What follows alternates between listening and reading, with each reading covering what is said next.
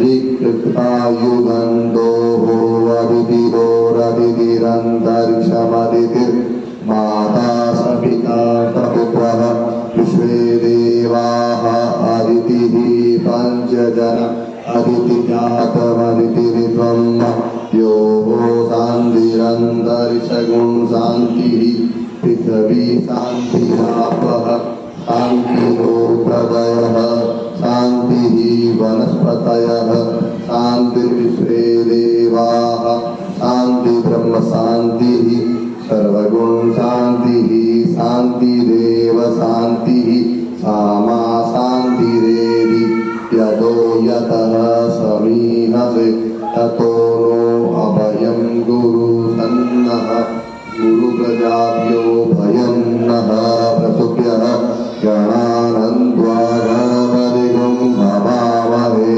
प्रियानन्द्वा प्रियपतिगुं हवामहे निधीनान्त्वा निधिपतिगुं हवामहे वसो ममः जानम् गर्भधमा त्वमजासि गर्भधम्मा अम्बेयम्बिकं बालिके नमः नयति कशनः स्वस्तकः सुभद्रिकां तं पीलवासनिं मनोभोतिविजुगतं बृहस्पतियगमिमं धनोदरिषं यगुंसमिमं ददातु विश्वे देवासहि मातयं तामुं प्रतिष्ठः। ओम महागणाधिपतये नमः। ओम लक्ष्मी नारायणाभ्यां नमः। उमामहेश्वराभ्यां नमः। वाणी हिरण्यगर्भाभ्यां नमः। शची तुरंगाभ्यां नमः। माता पितृचरणकमलेभ्यो नमः। इष्ट देवताभ्यो नमः। कुल देवताभ्यो नमः। ग्राम देवताभ्यो नमः। स्थान देवताभ्यो नमः। वास्तु देवताभ्यो नमः। एतत् कर्म प्रधान देवताभ्यो नमः। सर्वेभ्यो देवेभ्यो नमः। सर्वेभ्यो ब्राह्मणेभ्यो नमः। पुण्यं पुण्यं दीर्घमायु वस्तु वस्तु दीर्घमायु अस्तु दीर्घमायु वस्तु दीर्घमायु। समुखदन्तच्छ कपिलो गण्डकः लम्बोदर च विष्टो विनाशो विनाशक धूम्रकेतु गणाध्यक्षो बालचन्द्रो गजानन द्वादशानि नामानि अपठेनुजायति विद्यारम्भे बाह्ये च परवेशे निगम्यता संग्रामे संकटे च विघ्नस्तस्य न जायते शुक्लाम्बरं धरं देवं शशिवर्णं चतुर्भुजं प्रसन्नवदनं ध्याये सर्वोपशान्तये अभिषिद्य सिद्ध्यर्थं पूजितो यशुरासुरे वक्रतुण्ड महाकाय सूर्यकोटि समप्रभ निर्विघ्नं कुरु मे देव सर्वकार्येषु सर्वदा सर्वमंगल्य मंगल्ये शिवे सर्वार्थसाधिके शरण्ये त्र्यंबके गौरी नारायणी नमोस्तुते। तदेव लग्नं सुदिनं तदेव ताराबलं चन्द्रबलं तदेव विद्याबलं देवबलं तदेव लक्ष्मीपते ते गृह्यं स्मरामि। लाभस्तेषां जयस्तेषां वृजस्तेषां पराजय येषामिन्द्रस्यामो हृदयस्थो जनार्दन। विनायकं कुर्वाणो ब्रह्म विष्णु महेश्वरा सरस्वती पुण्यार्था नेति मामेष सिद्धिः। वक्रतुण्ड महाकाय कोटिसूर्य समप्रभ निर्विघ्नं कुरु मे देव सर्वकार्येषु सर्वदा। ओम रिद्धि सिद्धि सहित श्रीमन महागणाधिपतये नमः। ओम गजाननं भूतगणाधिसेवितं कपीतजम्बो फलचारुभक्षणम् उमासुतं शोकविनाशकारकं नमामि विघ्नेश्वरपादपङ्कजं। देवी प्रपन्नाति हरे प्रसीद प्रसीद माता जगतोऽखिलस्य प्रसीद विश्ववेदहि पाहि विश्वं। तमेश्वरी देवी चराचर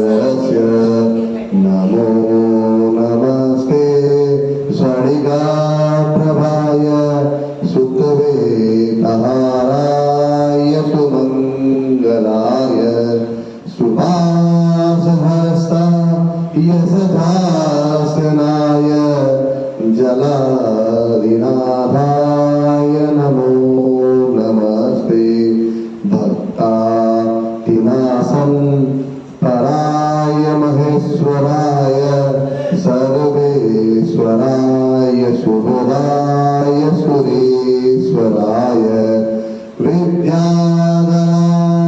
तर्कटाय च वामनाय भक्ता प्रसन्नवरदाय नमो नमस्ते।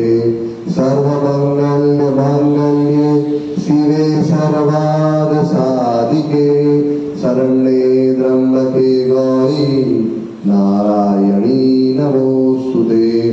सर्वबाधा विनिर्मुक्तो धनधान्य सुतान्वितः मनुष्यो मत्प्रसादेन भविष्यति न संशयः।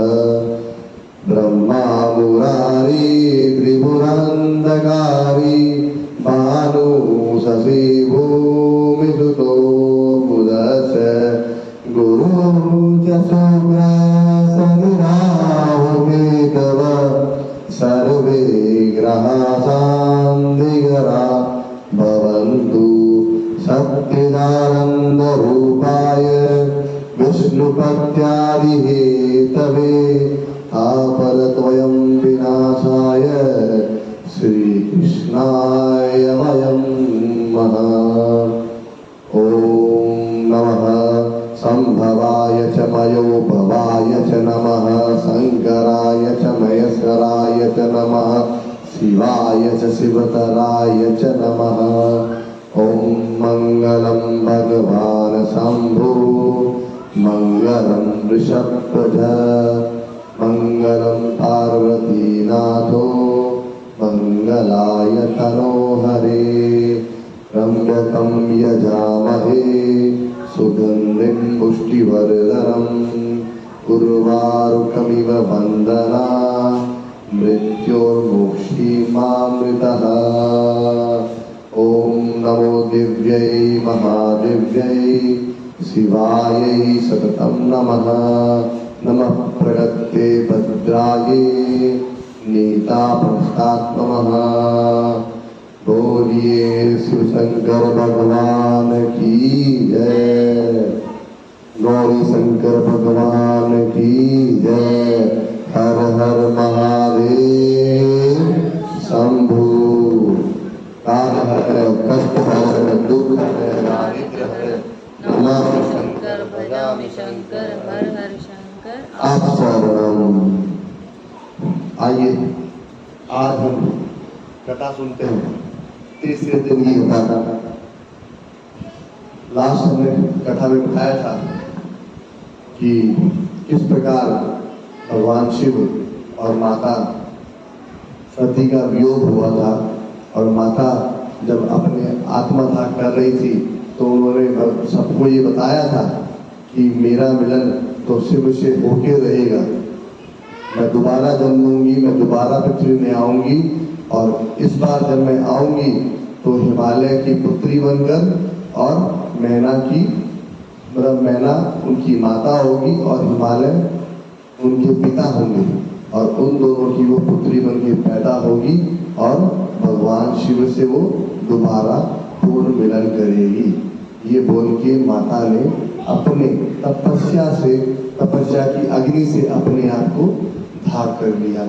फिर जब प्रभु आए तो प्रभु अहंकारी दक्ष को वरदान दिया, उसे बकरे का मुंह दिया, जिस पर दक्ष ने उसे क्षमा मांगी भगवान शिव से और कहा कि आपने बहुत अच्छा किया कि पुनः आपने मेरा सर नहीं दिया, वरना मैं अहंकार बस ऐसा ही रह जाता।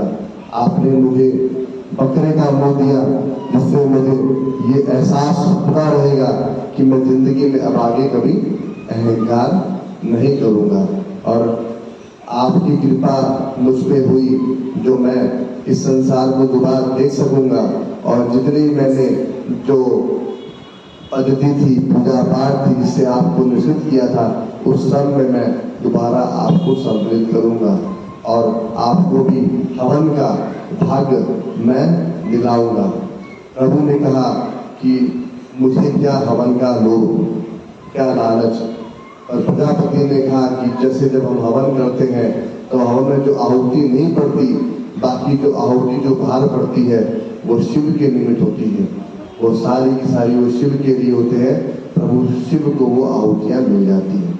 इसलिए हम कभी कभी हवन करते हैं तो हवन में जो हमारी जो हवन संविधा जो होती है, जो हम हवन में देते हैं, तो वो अगर हवन की इधर उधर गिरे तो उसे दोबारा उठा के डालनी नहीं चाहिए, क्योंकि वो शिव भगवान के लिए अर्पित हो जाती है। तो इस प्रकार जब दक्ष ने कहा तो भगवान शुद्ध बुद्ध से लिए माता सती को अपनी कंधे पे लेके योग में चलने लगे। चलते चलते सबने गुहार लगाई, देवताओं ने, ब्रह्मा जी ने।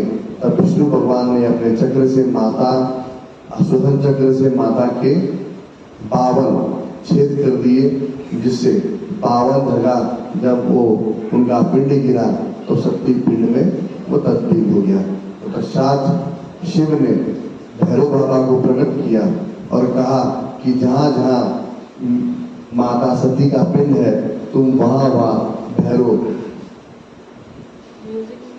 तुम वहाँ जहाँ जहाँ बाबा का जो जहाँ जहाँ तो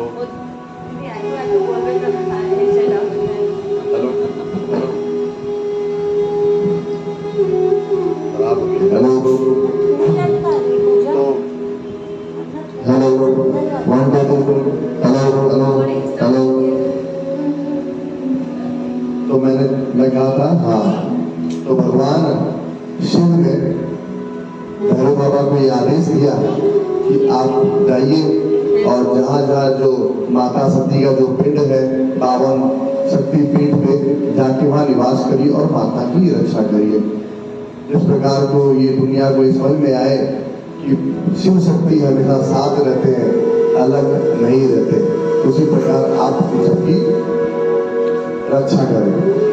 भैरव बाबा को आदेश देके भगवान ने सब कुछ त्याग दिया और अमरनाथ की गुफा उसकी ओर जाके गुफा के अंदर जाके ध्यान करने लगे और पूरे संसार से योग धारण कर लिया।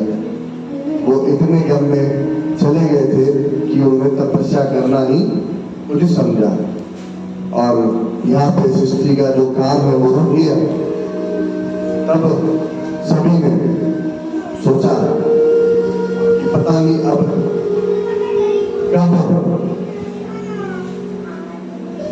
कब ये दोबारा सृष्टि दोबारा सुचारू रूप से अच्छे से चले। तब एक तारकासुर नाम का राक्षस हुआ। उस राक्षस ने भगवान शिव की अनेकों वर्ष तपस्या की, खूब तपस्या की और तपस्या करते करते जब तपस्या पूरी हुई भगवान शिव ने उसे दर्शन दिया।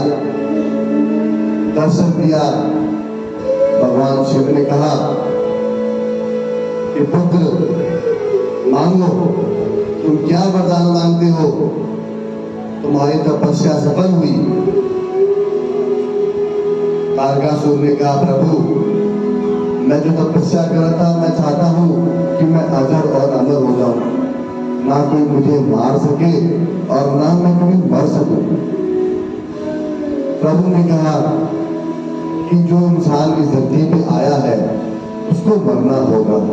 देवता है जिनने अमृत पान किया है, सिर्फ वही कई वर्षों तक अनंत तक जीवित रहते हैं, लेकिन जब सबका नाश होता है तो उनका भी नाश हो जाता है।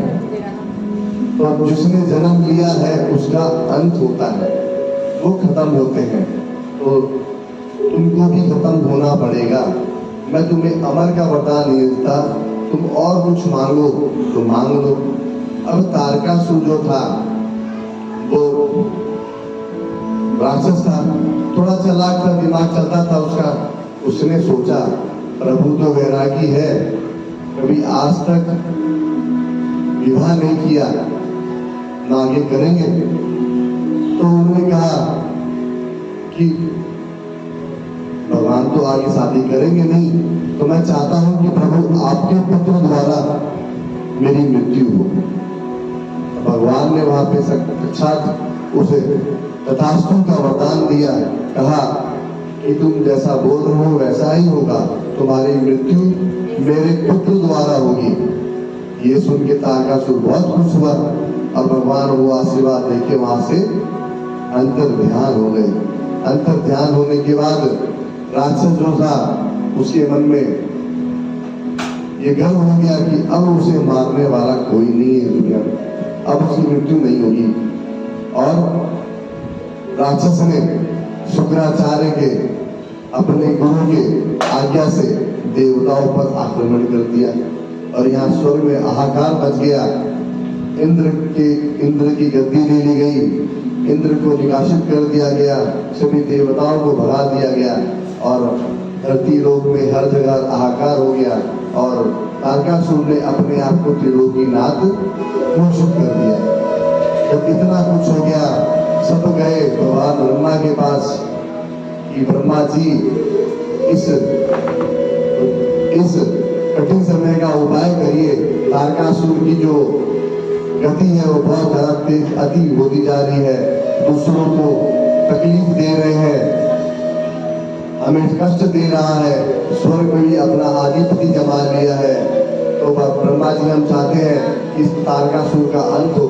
ब्रह्मा जी ने कहा कि उसे तो शिव का वरदान है और शिव का वरदान ये है कि शिव के पुत्र के द्वारा उसकी मृत्यु होगी। तब भगवान ब्रह्मा ने कहा चलो विष्णु के पास चलते हैं, उसका उपाय ढूंढते हैं। सब गए भगवान विष्णु के पास, ब्रह्मा जी देवता सब गए और जाके त्राहिमाम करते भगवान विष्णु के पास उपस्थित हुए। प्रभु ने अपनी नेत्र खोली, कहा किस लिए आना हुआ? प्रभु ब्रह्मा विष्णु और शिव ये त्रिकालदर्शी है, भविष्य में क्या होगा, क्या होने वाला है और कब होगा ये सब मुझे पता है, लेकिन इनमें बड़प्पन जैसा कोई स्वभाव नहीं है। जब कोई भी मनुष्य या कोई भी देवता कोई उनकी समझ जाता है तो प्रभु बड़े आदर से उनसे पूछते हैं कि कहो कैसे आना हुआ, जानते हुए भी। इसे कहते हैं अहंकार निहित, जिनको अहंकार नहीं होता। वरना आज के जमाने में इंसान को पता हो कि आगे क्या होने वाला है, तब वो बोले कि तुम मत बोलो, मैं बोल रहा हूँ, तुम क्यों आ रहे हो यहाँ पे, ताकि अपना बड़ापन दिखा सके। लेकिन प्रभु जो है वो अहंकार नहीं होते हैं, इसलिए जब देवता वहां आए तो बड़े आदर से उन्हें बोला कि बोलो कैसे आना हुआ। भगवान जब ये बात बोले तो देवताओं ने बोला कि प्रभु बहुत कठिनाई आ गई है, तारकासुर को भगवान शिव ने वरदान दिया है कि उनके पुत्र द्वारा उसकी मृत्यु होगी, जिससे तारकासुर अपने आप को अजर अमर घोषित कर दिया और त्रिलोक पे राज कर रहा है। उसने पहले मृत्यु लोक पृथ्वी में अपना आधिपत्य जमाया, उसके बाद शुक्राचार्य के आदेश से वह स्वर्ग लोक की ओर प्रस्थान करके स्वर्ग लोक में अपना आधिपत्य जमा लिया है। तो प्रभु हम लोग को इससे निवारण दिलाइए।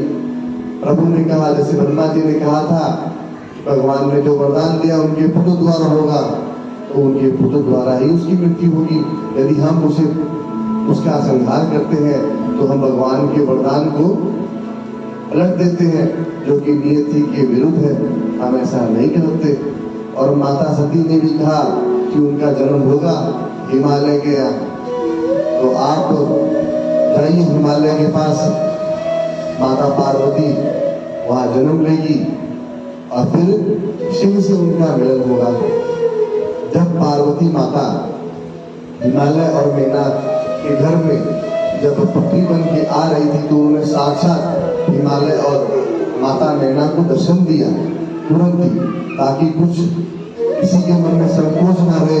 माता ने आते ही कहा कि हिमालय मैं आ सकती हूँ, मैं तेरे घर आ रही हूँ, परंतु मैं चाहती हूँ कि कुछ बात मैं तुझे स्पष्ट बता दूँ कि मैं पैदा हो रही हूँ सिर्फ शिव मिलन से, शिव से मिलने के लिए ही मैं पैदा हो रही हूँ। यदि तुमने कभी भी मुझे रोका और शिव से मिलने नहीं दिया तो ये तुम्हारे लिए बहुत ही घातक होगा, क्योंकि पहले दक्ष ने भी यही गलती करनी चाहिए जिसका परिणाम स्वरूप पूरे संसार को भुगतना पड़ा। तो मैं तुम्हें ये आदेश देती हूँ कि मैं तुम्हारे घर में पुत्री बन के आ रही हूँ और मेरा जो विवाह है वो शिव से ही होगा। मेरा विवाह जो है तुम शिव से ही कराओगे, ऐसा प्रण लो, तब मैं तुम्हारे घर में आती हूँ। तब हिमालय ने कहा कि माता आप जैसा बोलोगी हम वैसा करेंगे। आपने अपना वस्त्र चुन लिया और शिव भगवान तो हमारे भी आराध्य हैं, हम भी उन्हें खूब मानते हैं, उनकी खूब पूजा करते हैं। कि हमारा भाग्य कि आप हमारे घर आए और हमारा जमाता जो शिव बने। इस बात को सुन के माता को तसल्ली हुई और माता ने उनको वरदान देते हुए मैना की कोख में प्रवेश कर गई। फिर अच्छे से हिमालय का घर भी पूरा भर गया, धन दौलत आ गए। माता जहाँ आती है तो खुशहाल तो वहाँ पे आती है। फिर माता का जन्म हुआ, जन्म होते ही पूरा माहौल बदल गया, शुद्ध वातावरण, स्वच्छ मन, इस प्रकार का वातावरण हो गया। हम जब भी पूजा करते हैं तो पूजा में हमें बहुत कुछ त्यागना पड़ता है करते वक्त। पहला गंदी सोच, उसको खत्म करना पड़ता है। फिर जो वाक्य बोलते हैं वो भी शुद्ध होनी चाहिए। ऐसा नहीं है कि आप कुछ गलत शब्द बोल दो भगवान की पूजा करो, इससे भगवान की पूजा खंडित होती है, ऐसा नहीं करना चाहिए। और तन से भी हमें स्वच्छ होना चाहिए। यदि हम गंदे हैं, सुबह उठते हैं, उठने के बाद नहा धो के भगवान की पूजा करनी चाहिए, झूठे हाथ से भगवान को भी छूना नहीं चाहिए। 3 चीज बहुत जरूरी है, मन की स्वच्छता, तन की स्वच्छता और भूमि की शुद्धता। ये होने के बाद ही हम भगवान की पूजा कर सकते हैं। इसी प्रकार जब आई तो सब कुछ स्वच्छ हो गया, सब सुंदर वातावरण हो गया। माता के जन्म से खुशहाली फैल गई। हिमालय के घर में जैसे मतलब ऐश्वर्य और लक्ष्मी, धन सबकी वर्षा होने लगी। अब यहाँ माता दिन प्रतिदिन बढ़ने लगी और जिस प्रकार जब वो बढ़ रही थी तो उनका मन शिव में ही रमा हुआ था। क्योंकि मैंने पहले ही बताया था कि शक्ति जो होती है वो अपने गंतव्य को प्राप्त करती है। जिसके भी शक्ति का निर्माण होता है वो शक्ति उसको पाने के बाद ही खत्म होती है। तो माता पार्वती भी आ जाती थी, तो उनका गंतव्य यही था कि वो शिव से मिलन करे। तो माता ने भगवान की पूजा पाठ तपस्या प्रारंभ की ताकि भगवान शिव उनको मिल सके। अब यहाँ तक आ गए, उससे पहले थोड़ा हिमालय की पत्नी के बारे में जान लेते हैं। हिमालय की जो पत्नी है वो पितरों के वरदान से, पितरों की बेटियां हैं, 3 बेटियां थी जो जब अंतरिक्ष में जब ये जा रही थी पितरों से मिलने, तब एक घोड़े में सवार पितर लोग जो वहां से गुजर रहे थे उन्होंने प्रणाम नहीं किया। तब उनको देख के पितरों ने श्राप दिया कि तुमने हमको देखा और हमें प्रणाम नहीं किया, तुम जाओ मृत्यु लोक में और मृत्यु लोक में जाके गिर जाओ। तो उस पश्चात तीनों देवियां जो थी वो पृथ्वी की ओर गिर रही थी। तब उन्होंने मन में ये धारण किया कि हमसे बहुत बड़ी गलती होगी, हमें क्षमा करिए और हमें प्रायश्चित का मौका दीजिए। पितरों ने कहा कि हमने तो श्राप दे दिया कि तुम मृत्यु लोक में जाओ, लेकिन हम तुम्हें ये वरदान देते हैं कि तुम मृत्यु लोक में जाओगी, लेकिन तुम जिस घर में पैदा होगी वहाँ भगवान पैदा होंगे। जैसे एक जो कन्या थी वो हिमालय की पत्नी बनी मैना, और दूसरी कौशल्या, तीसरी देवकी।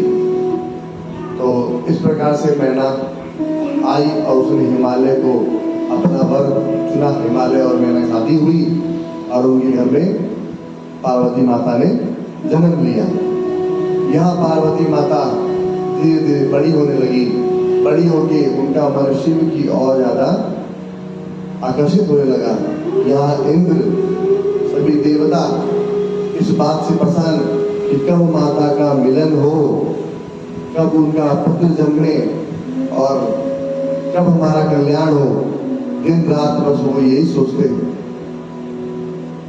जब माता पार्वती शिव भगवान की तपस्या की, पूजा की, भगवान प्रसन्न नहीं हुए, तब सभी देवताओं ने विष्णु भगवान के पास जाके बोला कि प्रभु शिव भगवान तो आंखें ही नहीं खोल रहे। जब से सती माता गई है तब से वो आंखें बंद करके ऐसा बैठे हैं, पूरे संसार को भूल गए हैं। वो ऐसा है कि बिना आत्मा के सिर्फ शरीर लिए बैठे हुए हैं और उसके कारण आगे कार्य भी रुका हुआ है। प्रभु का कार्य है कि जो नाश करते रहे और उत्पत्ति करते रहे, वो सब चक्र जो है वो अभी बंद होके रखा है और ऊपर से वो तारकासुर पूरे ब्रह्मांड में अत्याचार मचा के रखा है। तो प्रभु हमें इसे निवारण दिलाइए। आप कृपा सती माता, पार्वती माता की आप सहायता करिए, उनकी मदद करिए ताकि वो शिव को पा सके। तब प्रभु अपना रूप बदल के माता पार्वती के पास आते हैं। माता दुखी होकर बैठती रहती है, बोलती इतना पूजा पाठ करने के बाद भी सुनते ही नहीं भगवान, पत्थर की तरह बैठे हुए हैं। बात ये रहती है सती के समय सती माता भी खूब तपस्या करती है, परंतु सती को अहंकार रहता है, दक्ष होने का, दक्षायनी होने का घमंड रहता है। इस बार शिव जी चाहते हैं कि जब पार्वती जी उनसे मिले तो वो अहम, वो घमंड और वो मैं पार्वती में ना हो। अगर उसमें ये बात रहती है तो हमें दोबारा उस वियोग से गुजरना पड़ेगा। यदि पत्नी पति का बात नहीं मानती तो जीवन में कष्ट आता है। यदि पति पत्नी का बात नहीं मानता तो जीवन में कष्ट आता है। इसलिए पति पत्नी को ऐसा होना चाहिए कि तो अपने जो भार्या है या भारी है, उनकी बातें माने, उनको समझे। तो उससे क्या होता है, परिवार एक साथ बड़े प्यार से, बड़े आराम से रहता है। जब सती के अंदर अहंकार था, वो भगवान शिव की बातें को समझ नहीं पाती और उनसे तर्क करती, जिद करती, तो जिसके कारण इस प्रकार का कष्ट भगवान को सहना पड़ा। भगवान चाहते कि पार्वती माता आए तो वो इस प्रकार की अहंकार या जिद करने वाली ना हो, पति की बात समझने वाली हो। इसलिए भगवान चाहते थे कि माता पुरुषार्थ को प्राप्त करे। ये जो मनुष्य शरीर है उसको उससे ऊपर उठ के उनको प्राप्त हो। जब मनुष्य तपस्या करता है तो तपस्या के फल इतने अच्छे होते हैं। इसे मनुष्य शरीर रूप को धारण करता है परंतु परमात्मा की तरह हो जाता है। जैसे अगर आप आज भी अगर रहते हो संसार के अंदर, एक विंध्याचल में एक बाबा जी थे जिनका नाम देवी बाबा जी करके था, जिन्होंने बचपन 15 साल से अन्न को त्याग दिया और अभी 1 साल पहले उनका ध्यान हुआ। जिन्होंने मतलब अपने जीवन काल में कुछ भी मतलब एक अन्न नहीं खाया। यहाँ तक कि साइंटिस्ट लोग भी मतलब चौंक गए कि ऐसा कैसे एक आदमी जो 15 साल से कुछ अन्न नहीं खाता तो उसका शरीर कैसे बढ़ रहा है। ये तपस्या का फल होता है जिसके अंदर ये होता है कि शरीर जो है वो अपने आप को उस प्रकार ढाल लेता है जो वायु से ही और सूर्य की रोशनी से उसको ताकत और सब कुछ प्राप्त होना स्टार्ट हो जाता है। तो प्रभु भी चाहते थे कि इस प्रकार का माता सती का अस्तित्व हो जाए कि मनुष्य शरीर से ऊपर उठ के मनुष्य शरीर से ऊपर उठ के वो भगवान को अपना सके। तब यहाँ विष्णु भगवान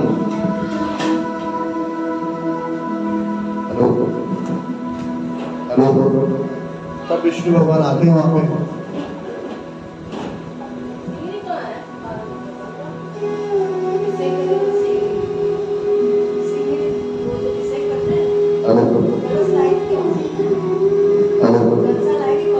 तब विष्णु भगवान वहां पे आते हैं और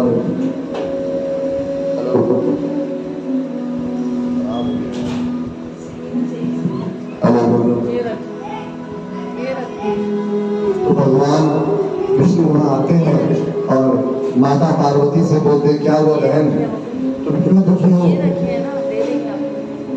क्या बात हुई? माता बोलती है कि इतनी पूजा पाठ, पहले तो माता जो भगवान को समझ नहीं पाती, विष्णु भगवान है, परंतु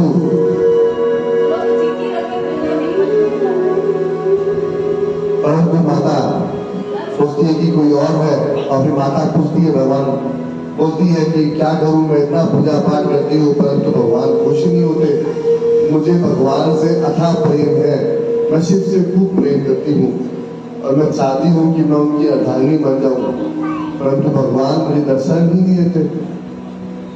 मैं जब सोती हूँ या कोई कार्य करती हूँ तो दिन भर उनको ही ध्याती हूँ, मेरे मन में वही चलते रहते हैं, वही आते हैं, परंतु उनको मेरी सुधी नहीं, पता नहीं प्रभु कहाँ है, कैसे है। तो भगवान विष्णु जो मनुष्य रूपी धारण करके माता सती के पास गए, वो बताते हैं कि माता, मैं आपको बताऊं किस प्रकार तपस्या करनी पड़ेगी, मैं आपको रहस्य मतलब गुप्त रहस्य बताऊं, जिससे शिव भगवान तुरंत प्रसन्न हो जाएंगे। तो भगवान शिव जो है, भगवान विष्णु जो है, माता पार्वती को सारा रहस्य जो है वो अच्छे से बताते हैं। उनको पूजा करना किस तरह वो विधि होती है वो सारी विधि बताते हैं, और माता फिर उस विधि को करती भी लग जाती है। तब करते करते माता को आभास होता है कि जो मनुष्य मेरे साथ बैठा हुआ है वो जरूर कोई और है। तब आप तुरंत ही उनसे पूछती है कि आप कौन, आपने मेरी मदद की, आपको इतना रहस्य कैसे पता? तब भगवान अपना रूप वहां उनको दिखाते हैं। तब माता बोलती है कि मुझे अपने बल पे ही शिव को प्रसन्न करना है, मैं नहीं चाहती कि कोई भी देवता भगवान मेरी मदद करे। तब भगवान विष्णु ने कहा, माता नहीं बहन, मैं आपका भाई जैसा हूँ, आप मेरे को अपना भाई मान सकती हो, तो क्या भाई का ये कर्तव्य नहीं कि वो अपनी बहन की रक्षा करे? अगर बहन कहीं कठिनाई में फंस जाए तो क्या भाई उसकी मदद नहीं होता?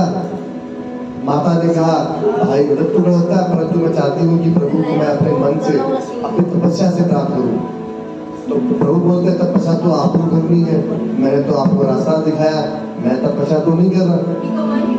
तो ये बात जान के सती माता के मन में एहसास होता है कि नहीं, तपस्या तो वही कर रही है। तब प्रभु माता से आज्ञा मांग के, बहन मैं चलता हूँ, और फिर वहां से अंतर ध्यान हो जाते हैं। तब माता प्रभु को खुश करने के लिए तपस्या प्रारंभ करती है। तपस्या करते करते अनेकों दिन बीत जाते हैं, वर्ष बीत जाते हैं, परंतु प्रभु खुश नहीं होते और कृपा से बाहर नहीं निकलते। तब माता स्वयं खुद जाके प्रभु के पास जाके बैठ जाती है और बोलती है, जब तक आप मेरे को नहीं उठाओगे तब तक मैं उठूंगी। और माता वहां तपस्या में बैठ जाती है और तपस्या करती रहती है भगवान का, ताकि प्रभु उनको मिले। अब यहाँ तारकासुर, उसको ये बात बच जाती है कि भगवान शिव और माता पार्वती का मिलन होगा, उनसे जो पुत्र होगा वो पुत्र मेरा मृत्यु, मुझे मार देगा, मेरी मृत्यु का कारण बनेगा, मुझे खत्म कर देगा। और मौत से डरते ही हैं। तारकासुर भी डरने लगा, वो होता ऐसा कुछ करूं जिससे ऐसा कुछ हो ही नहीं। अब इस डर, ये जो डर है ये देवता होता है कि अगर उसने कुछ कर दिया, भगवान जागे नहीं तो भगवान शिव और पार्वती का मिलन नहीं होगा।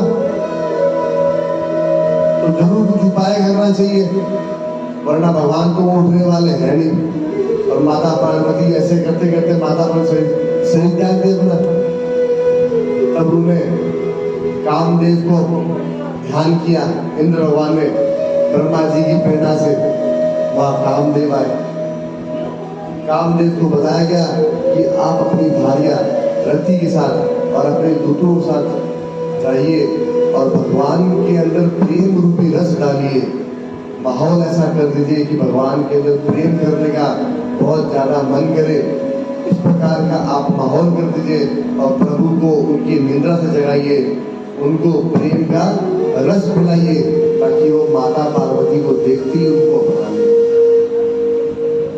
कामदेव पीछे हट गए, बोले ये क्या बात बोल रहे हो, शिव भगवान इतने बड़े तपस्वी, मैं उनका, मेरे बस की बात नहीं कि मैं प्रभु की तपस्या भंग कर सकूं। ये काम आप मुझे मत दीजिए, ये मुझसे नहीं हो पाएगा। प्रभु इतने ताकतवर है कि वो मुझे ही खत्म कर देंगे। मेरे बस की बात नहीं कि मैं भगवान शिव की तपस्या भंग कर सकूं। भगवान इंद्र ने कहा, ये बात तो आपने सत्य बोली, परंतु ये तो जग कल्याण के लिए प्रभु, ये काम जो है वो जग कल्याण के लिए, और इस काम को आपस से अच्छा कोई कर सकता नहीं है, इसलिए मैंने आपको याद किया। तब कामदेव ने कहा कि अगर ये जग कल्याण के लिए है तो मैं अवश्य करूंगा, ताकि उस तारकासुर का वध हो सके, वो खत्म हो सके, तो मैं ये काम जरूर करूंगा। तो अपनी भार्या रति के साथ, अभी रति कौन थी? ये दक्ष की पुत्री थी और सती की बहन थी, उनके साथ और सारे के सारे दूतों के साथ कामदेव वहां गया, और जाने के बाद वहां पे माहौल ऐसा बना दिया ताकि कोई भी इंसान अगर वहां जाए तो तुरंत उसे प्रेम करने की इच्छा करे।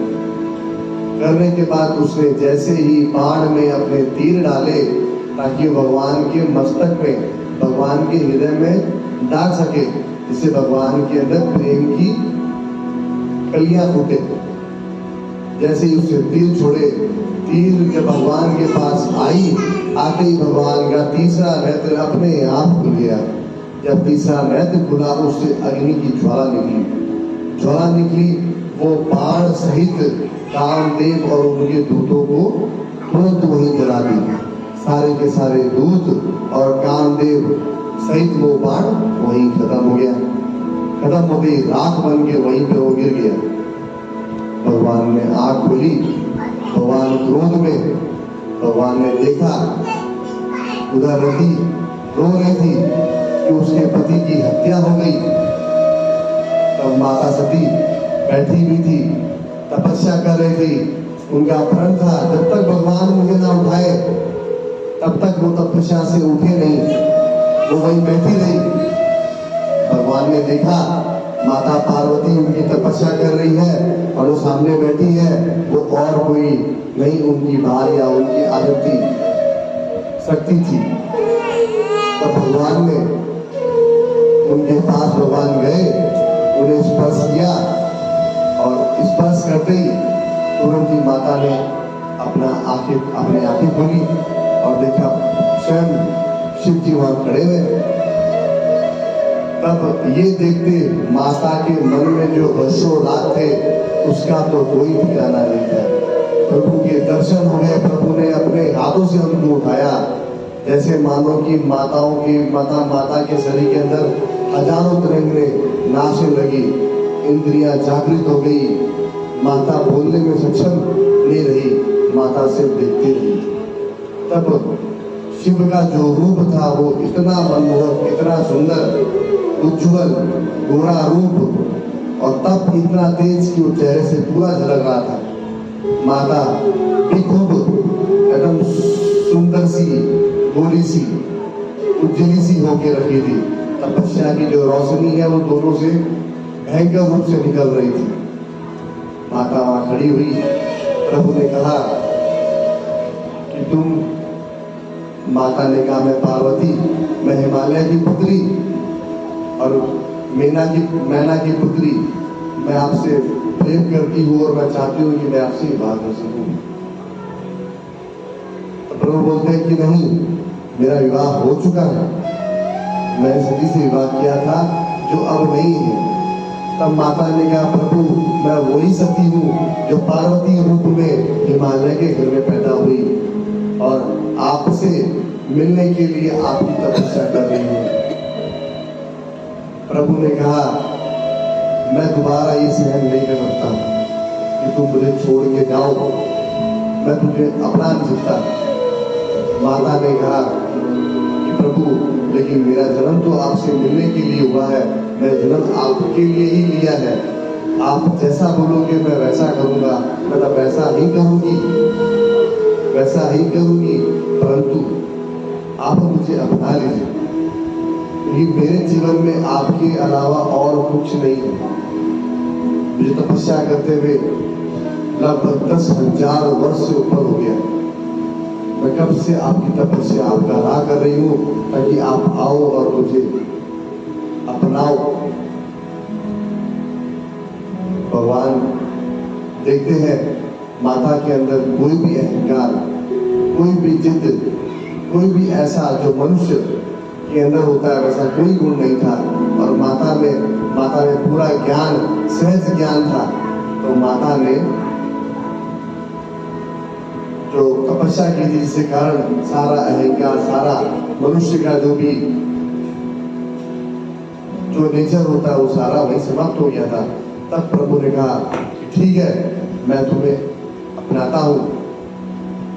परंतु माता बोली, प्रभु आप मुझे अपनाओगे लेकिन पहले आपको मेरे पिता से और मेरी माता से आज्ञा लेनी पड़ेगी, तभी आप मेरा पानी ग्रहण करते हो, तभी आप मुझे अपना सकते हो। प्रभु ने कहा ठीक है, करूंगा। अब यहाँ रति रो रही थी कि उसका पति कामदेव जो माता पार्वती और भगवान शिव को मिलाने के लिए आया था, जिसके कारण उसकी मृत्यु हो गई। अब रति रोते रोते कुपित हो गई, दुखी हो गई। दुखी मन से माता पार्वती के पास गई। माता ने कहा, बहन तुमको त्यागो। बोला किस प्रकार त्यागो? ये जीवन तो पति के अनुसार होता है। पहले जमाने में क्या होता था, पतिव्रता जिंदगी होती थी। जो औरत होती थी उनके लिए उनका पति ही सर्वस्व होता था। पति के ना होने से औरत की भी जिंदगी कुछ नहीं होती थी, क्योंकि औरत के लिए उसका परमेश्वर पति होता था। अपने यहाँ पतिव्रता पत्नी बोली गई है, लेकिन पत्नीव्रता पति कभी नहीं बोला गया। क्यों? क्योंकि जो पति होते हैं वो भगवान की पूजा करते हैं, लेकिन पत्नियां जो होती है वो अपने पति की पूजा करती थी। जैसे माता अहिल्या,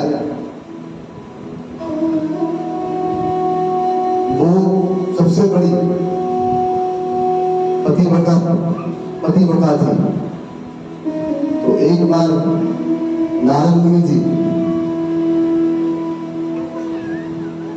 जा रहे थे और जाते जाते फिर जब वो हिमालय होके निकली, हिमालय गए। हिमालय माता पार्वती और माता लक्ष्मी और माता सरस्वती तीनों वहाँ पे विराजमान थी। एक दूसरे से बातें कर रही थी।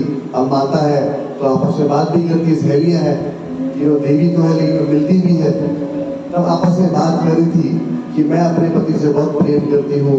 दूसरी बोलती नहीं मैं बहुत प्रेम करती हूँ। तीसरी बोलती नहीं मैं बहुत प्रेम करती हूँ। उस वार्ता में वो एक प्रमाण दे रही थी कि मैं जब मेरे पति सोते हैं शेषनाग में तो मैं निरंतर उनके पांव दबाती रहती हूँ। मैं उनसे इतना प्रेम करती हूँ कि मेरे मन में वो बसे हुए हैं। मैं उनकी निरंतर सेवा करती हूँ और मैं उनकी खूब पूजा करती हूँ। वो मेरे मन और मेरे रोह में बसते हैं। यह माता पार्वती बोलती है कि मैं अपने शिव से इतना प्रेम करती हूँ कि ये जीवन उनके लिए मैं इतना बड़ा महल त्याग के आई और मैं हमेशा सिर्फ उनके बारे में सोचती हूँ। उनका भोजन का प्रबंध करना, जब वो ध्यान करते हैं तो कोई उनको तंग न करे, डिस्टर्ब न करे, तो इस बात का ध्यान रखना, उनकी सेवा करना। इस प्रकार का उनसे प्रेम करती हूँ। प्रभु मुझसे बहुत प्रेम करते हैं। माता सरस्वती बोली कि मैं भी अपने पति से हमेशा विद्वान रहती हूँ, उनके साथ ही जैसा वो अपना स्वभाव रखते हैं मैं भी उनकी तरह ही करती हूँ। जैसा उनको चाहिए मैं भी वही करती हूँ, उनके स्वभाव में ही रहती हूँ जो उनको ज्ञान। तो जब जैसे ही माता अनुसुईया ने अपना आँख बंद किया और ध्यान किया कि यदि मेरा जो धर्म है पतिव्रता व्रत है, अगर सही है और सिद्ध है तो अभी तुरंत ही जो तीनों पुरुष है जो तीनों पुरुष है वो तुरंत ही बाल रूप में प्रकट हो जाए। और वहाँ वो तीनों पुरुष जो ब्रह्मा और विष्णु और शिव के रूप में जो पुरुष है वो बाल रूप में प्रकट हो गए। और माता ने बड़े स्नेह से, बड़े प्रेम से उन्हें अपने पास सुला लिया। और ये देख के माता पार्वती, माता लक्ष्मी और सुश्री माता को बहुत खेद हुआ कि हमने अनसुईया माता का इतनी बड़ी परीक्षा ली।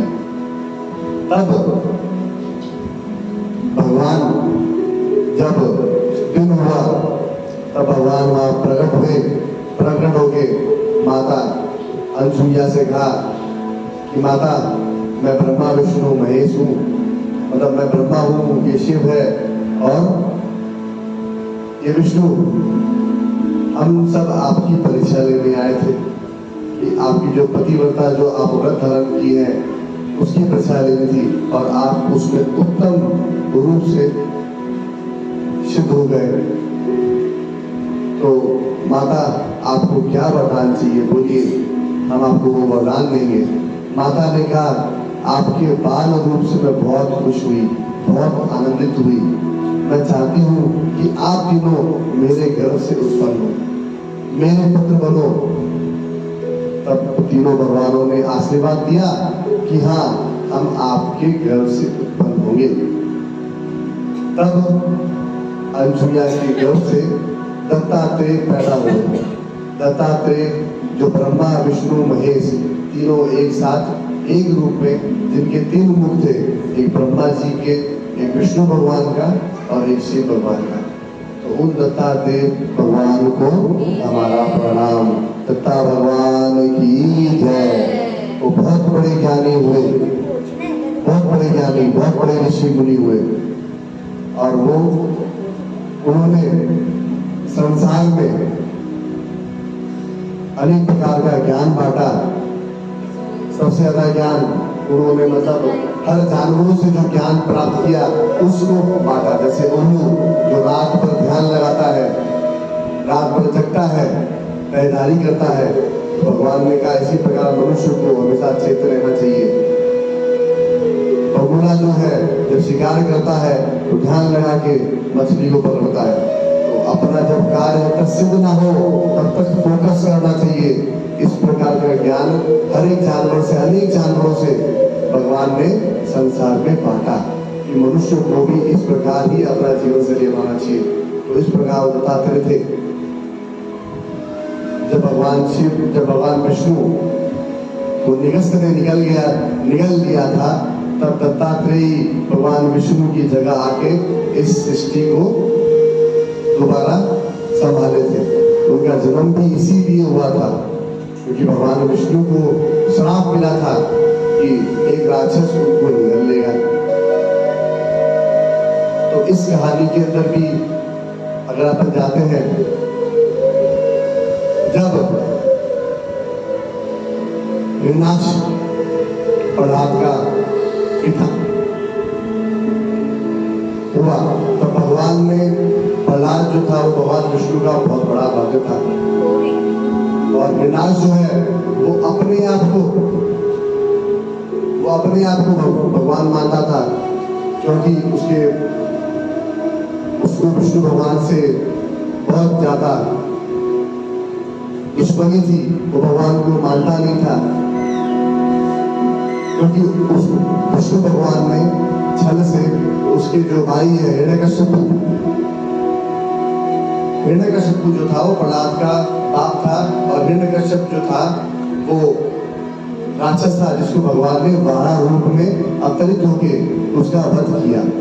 जब हिरण्यकश्यप ने पृथ्वी माता को जल में डुबो दिया था तब भगवान वारा रूप अवतार लेके हिरण्यकश्यप का वध करके माता पृथ्वी को अपने वारा रूप, जो सुअर का जो रूप था वारा, उस रूप में पृथ्वी को रख के उनको धरती के ऊपर लाया।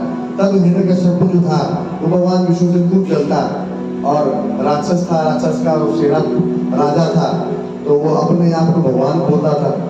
लेकिन उसके घर में पैदा हुए प्रहलाद जो भगवान विष्णु के परम भक्त, वो भगवान की खूब तपस्या करता, खूब पूजा पाठ करता। ये बात हिरण्यकश्यप को बर्दाश्त नहीं होती, जिसके कारण वो अपने परिवार के द्वारा या अपने शरीर द्वारा प्रहलाद पे बार बार प्रहार करता। कभी उसको पहाड़ से पीटता, कभी उसको सांप में कटवाता, कभी अपनी बहन होलिका को बोल के उसको अग्नि में दहन करने के लिए कहता। परंतु जाको राखे साया, मार सके ना कोई, पाल ताका ना कर सके जो जग बैरी हुई। जब भगवान की कृपा होती है ना, तो किसी के बस की बात नहीं होती है उस इंसान को खत्म करने की। इस प्रकार का भगत था कि जब उसको समुद्र में फेंक दिया गया तो भगवान ने अपने हाथों से उसको पकड़ लिया। जब सांप से डसाया गया तो सांप का ढेर भी उसको मार नहीं सका। और जब होलिका ने, जिसको वरदान था अग्निदेव से कि उसको कभी भगवान छुएंगे नहीं, उसके पास भगवान ने एक कंबल दिया जिसको ओढ़ने के बाद अग्निदेव क्या है, होलिका को छू नहीं सकते थे। और होलिका ने सोचा कि यदि मैं प्रहलाद को लेके बैठ जाऊं तो जिससे प्रहलाद की मृत्यु हो जाएगी और अग्नि भगवान मेरे को छुएंगे नहीं, मैं बच जाऊंगी। परंतु उसके मन में कपट था, और मैंने पहले भी कहा था जिसकी गति जैसी होती है उसको वैसा ही अंत मिलता है, वैसा ही फल मिलता है। जब होलिका जब अग्नि बैठी और प्रहलाद को लेके बैठी तो प्रहलाद को कुछ नहीं हुआ और होलिका का ही ध्यान हो गया। इसे आज हम होली के अंदर होलिका दहन करते हैं। भगवान ने उसको बचा लिया। फिर इसी प्रकार जब हम होलिका में जब होलिका जलाते हैं तो उससे क्या है कि बुराइयों का नाश करते से होलिका की बुराइयों का नाश हुआ था। तब होलिका ने अग्निदेव से बोला कि प्रभु आप मुझे वरदान दिए थे परंतु आपने तो मुझे जला दिया। तब अग्निदेव ने बोला कि तुम जिस भक्त को जला रही हो तपस्वी भक्त था, और तपस्वी को अग्नि नहीं छूता, तपस्वी को अग्नि नहीं छूता। और उसमें भगवान की कृपा, तुमने मैंने तुमको जो आशीर्वाद दिया था कि तुमको अग्नि नहीं छुएगी, तुमने उसका दुरुपयोग करा, जिसके कारण तुम जल गई और प्रहलाद बच गए। इसलिए कभी किसी के लिए गलत नहीं करना चाहिए। जो मनुष्य किसी के लिए गलत सोचता है, गलत करता है, तो एक प्रकार से वो अपने खुद के लिए गड्ढा खोदता है, जिस प्रकार होलिका ने अपने लिए गड्ढा खोद लिया। अब हिरण्यकश्यपु हर तरह से हार गया था। तब उसने प्रहलाद को अपने सभा बुलाया और प्रहलाद का मजाक बनाने लगा कि तुम जिस भगवान को मानते हो वो भगवान है कहाँ? वो भगवान नहीं है, वो तो कलिया है जो झूठा झूठा बोल के सबका वध करता है। तुम्हारे ताऊ जी किया और सभी राक्षसों का किया, मोहनी बन के किसी को अमृत पान करने नहीं दिया, देवताओं को सबको में दे दिया। वो छलिया है, वो झूठ बोलता है, बोले वही उनके चाहने से सब कुछ होता है। प्रहलाद ने कहा दुनिया में जो कुछ हो रहा है सब भगवान की मर्जी से होता है। पिताजी मैं यहाँ खड़ा हूँ, ये भगवान की मर्जी, आप वहां बैठे हो, ये भगवान की मर्जी। बोला अगर भगवान की मर्जी है तो बुला अपने भगवान को कि तेरा भगवान आए तुझे बचाने में, तुझे मारने आ रहा हूं। प्रहलाद ने कहा कि पिताजी भगवान को बुलाना क्या, भगवान तो हर जगह विद्यमान है, वो हर जगह है, वो सब जगह है, कहाँ नहीं है? बोले कहाँ नहीं है, हर जगह। हाँ। बोले इस दीवार के अंदर है, तो दीवार में। बोले इस खंबे में, बोला हाँ इस खंबे के अंदर भी है। तब हिरण्यकश्यपु ने उस खंबे को जोर से प्रहार करने लगा, और जब प्रहार करा था तो खंबे में कुछ नहीं हुआ, लेकिन एक बार जोर से प्रहार किया तो खंबा फटा। भगवान हिरण्यकश्यपु का रूप लेके वहां से बाहर निकले तो भगवान और हिरण्यकश्यपु का युद्ध हुआ। हिरण्यकश्यपु ने तपस्या करके ब्रह्मा जी से वरदान मांगा कि ना मैं अंदर मरूं, ना बाहर मरूं, ना सुबह मरूं, ना संध्या मरूं, ना मुझे कोई मनुष्य मारे, ना कोई जानवर मारे, ना कोई देवता मारे, ना कोई भगवान मारे। भगवान ने आंसू दिया। यहाँ हिरण्यकश्यपु का और विष्णु भगवान का युद्ध हुआ। युद्ध करते भगवान ने खूब बुरी तरह हिरण्यकश्यपु को मार के गिरा दिया। गिराने के बाद उसे अपनी गोद में लिटा के खुद नीचे बैठ गए और हिरण्यकश्यपु से कहा, देख हिरण्यकश्यपु, मैं विष्णु नरसिंह अवतार लिए, ना मेरा शरीर मनुष्य का है ना जानवर का है। तूने क्या वरदान मांगा था ब्रह्मा से? ना मैं अंदर मरूं ना मैं बाहर मरूं, ना तू अंदर है ना तू बाहर है, तू मेरी पे है। तूने क्या वरदान मांगा था? ना मैं जमीन में मरूं ना मैं आकाश में मरूं, तू मेरी गोद में है। तूने क्या वरदान मांगा था? ना मैं अस्त्र से मरूं ना मैं शस्त्र से मरूं, तू मेरा तो मेरे अस्त्र से मर रहा है ना मैं शस्त्र से मर रहा है, मेरी जो नाखून है तू उससे मर रहा है। तूने क्या कहा था? ना मैं दिन में मरूं ना मैं रात में मरूं, ना तो दिन में मर रहा ना तो रात में मर रहा है, ये दिन रात की समकालीन समय जिसको संध्या बोलते हैं, शाम बोलते हैं, उस समय तो मर रहा है। मेरी गोद में है, नाखून से मैं अपनी छाती को फाड़ रहा हूँ। भगवान ने उसकी छाती में उंगली डाली, नाखून गड़ाया और छाती फाड़ दी, और संग संग हिरण्यकश्यप ने अपना प्राण त्याग दिया। परंतु भगवान का गुस्सा शांत नहीं हुआ। भगवान गुस्सा करके सृष्टि को तकलीफ पहुंचाने लगे। फिर भगवान ने इतनी तकलीफ पहुंचाई तो भगवान शिव को वृषभ अवतार लेकर, जो कि घोड़ा प्रकार का बड़ा सारा नरसिंह, जो कि शेर, मुंह जो शेर था और ड्रैगन जैसा उनका शरीर था, इस प्रकार का अवतार लेके नरसिंह भगवान से युद्ध हुआ, भगवान को शांत किया। तब वहां सप्तऋषि पहुंच गए। सप्तऋषि ने श्राप दिया, विष्णु जिस प्रकार आपने अपना गुस्सा कंट्रोल नहीं कर सके, उसे काबू नहीं कर सके, और जिस गुस्से के कारण ये पृथ्वी को आप ग्रसित कर रहे थे, ग्रहण कर रहे थे, निकलने की कोशिश कर रहे थे, उसी प्रकार एक दिन आपको भी कोई निकलेगा। तो भगवान को भी श्राप दिया, आपको भी कोई निकलेगा। तो उसी प्रकार जब श्राप दिया तो भगवान विष्णु को नरसिंह नाम का एक राक्षस था, उसका बहुत बड़ा रथ था, उसने निगल लिया। जब भगवान को जब उसने निगलने के बाद शिव भगवान ने सारा भार संभाला और दत्तात्रेय को आह्वान दिया कि आप आइए और सृष्टि से जब तक भगवान विष्णु बाहर नहीं आते तब तक आप उनको संभालिए। नरसिंह जो था वो राक्षस था, शिव का बहुत बड़ा भक्त था। उसे पता था कि शिव विष्णु भगवान को मानते थे, लेकिन राक्षस के हित के लिए उसने भगवान विष्णु को ही निगल दिया। भगवान को श्राप सप्त ऋषियों से मिली थी, तो भगवान ने बड़े आदर पूर्वक उसको अपनाया। परंतु जब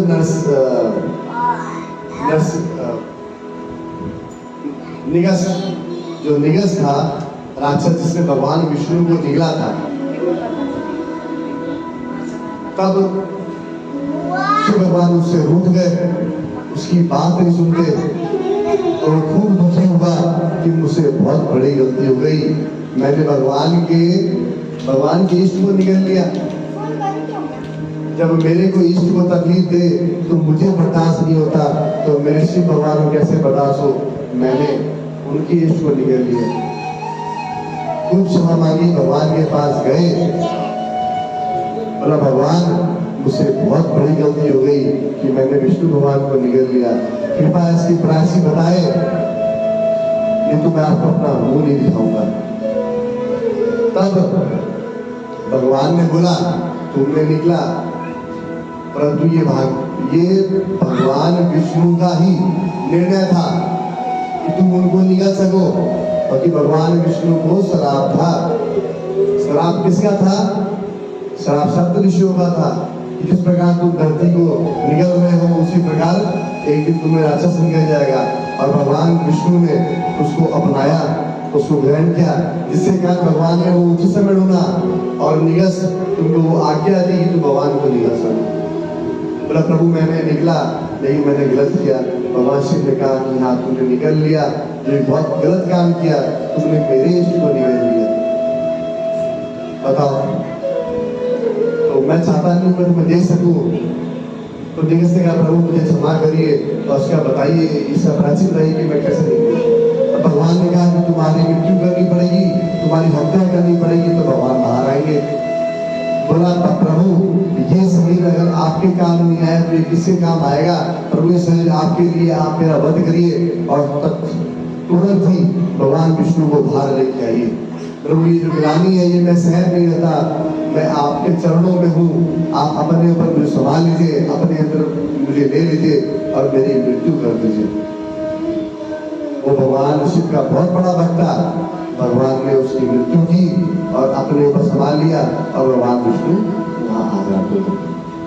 तो इस प्रकार भगवान विष्णु इसको निगस्त से निकला, भगवान ने विष्णु भगवान को छुड़ाया और निगस्त को भी, उसकी भी कल्याण की। अब यहाँ पे शिव पार्वती जी जब रति कुपित हुई, रोने लगी कि आप लोग के मिलन के लिए मेरा जो पति है उसकी मृत्यु हुई कामदेव की।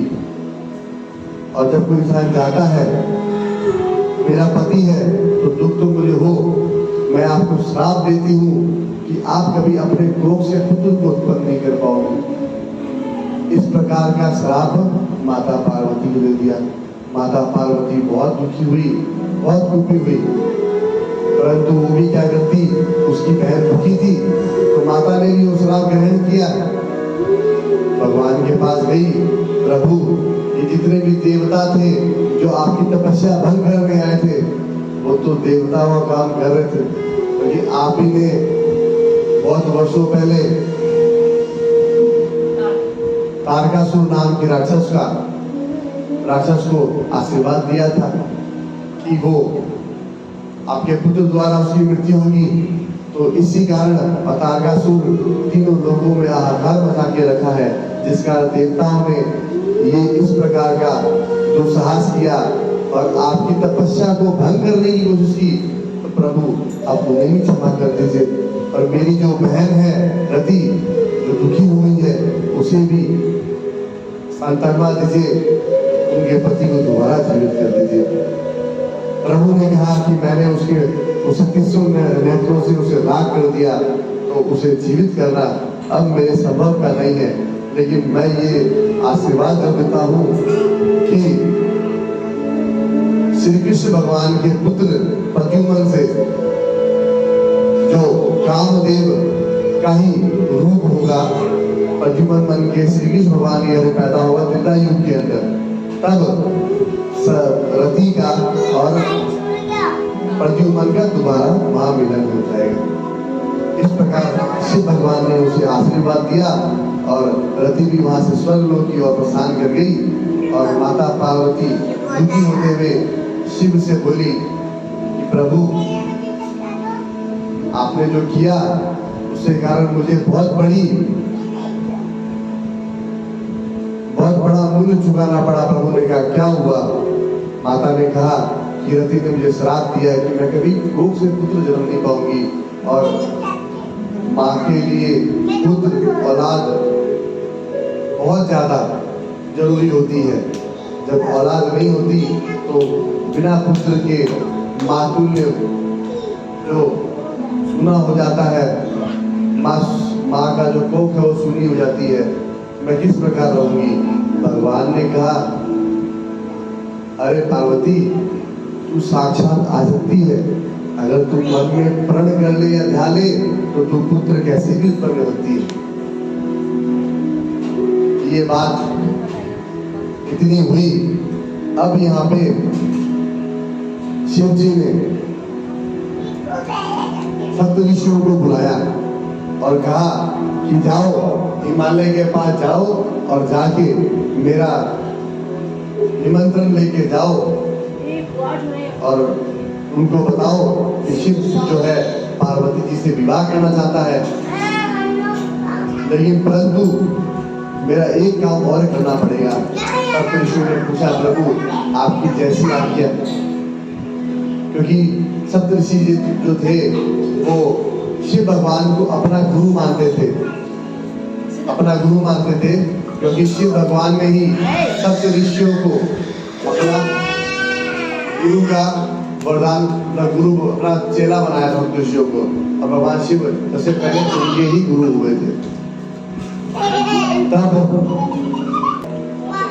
तो भगवान ने सप्तऋषियों को बोला कि आप जाना और जाके मेरी खूब बुराई करना, इतनी बुराई कि ताकि मैं भी तो जान सकूं कि हिमालय और माता नैना के मन में क्या है। तब सप्तऋषि गए, जाके हिमालय के पास पहले उनके मन को टटोलना चाहा कि उनके मन में क्या मंशा है। तब वहां गए, बोले प्रभु, सप्तऋषि वहां पहुंचे तब हिमालय में बड़े आदर पूर्वक करके उनको घर में उनको लाया, उनका सत्कार किया, उनको वस्त्र अलंकार दिए, खाने को भोजन दिया, भोजन करवाया और फिर पूछा, प्रभु बताइए कैसी आपकी इच्छा, आप किस लिए यहाँ पे आए हैं वो प्रण बताइए। तब सप्तऋषि ने कहा कि हम आए हैं सती के विवाह के लिए। तब हिमालय ने कहा, मेरी पुत्री का विवाह तो शिव शंकर भोलेनाथ से होगा, क्योंकि जब मैंने तपस्या की थी आस्ती की तो भगवान माता वहां प्रकट हुई। माता ने हमें कहा कि मेरी शादी जो है वो शिव से ही होगी और हमें उससे ही करना है, और मेरी पार्वती का भी मन शिव से ही विवाह करने का है, तो हम चाहते हैं कि शिव से करें।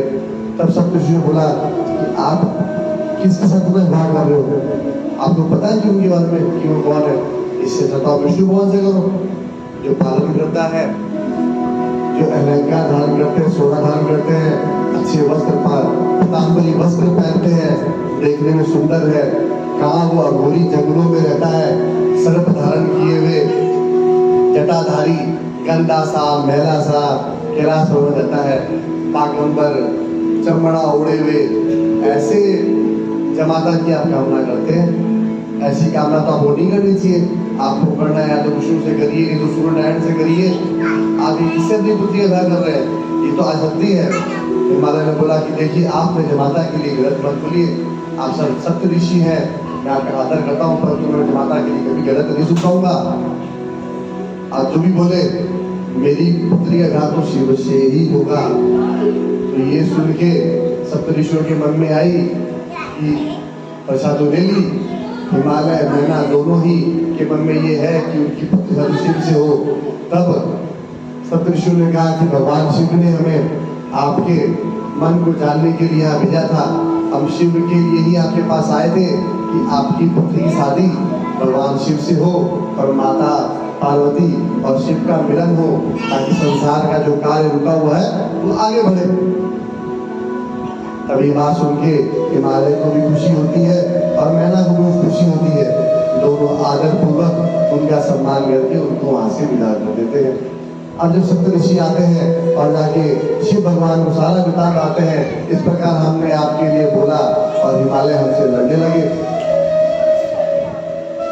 आपके लिए वो हमसे लड़ने लगे, बोले मेरे जमाता के लिए इस प्रकार की बातें मत बोलिए, हमारा जमाता बनने वाला है और हम सुन नहीं पाएंगे अगर आप इस प्रकार से बोलेंगे। तो ये बात सुन के भगवान शिव की उन्हें तसल्ली हुई कि जो मेरे ससुर जी है वो मुझे मानेंगे।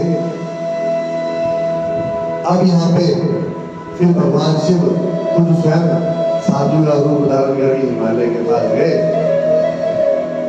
और जाके आलोक निरंजन का नारा लगाया। हिमालय सुने, आलोक निरंजन, आलोक निरंजन, आलोक निरंजन। ये आवाज सुनने के बाद हिमालय बाहर है, बोले कैसे आना हुआ ऋषि जी, आपने हमें आवाज लगाई। बोले मैं आया हूँ भिक्षा मांगने, भिक्षा दीजिए, परंतु पुत्री को दिखाने के बाद मुझे भिक्षा दीजिएगा, आपकी जो पुत्री है पार्वती।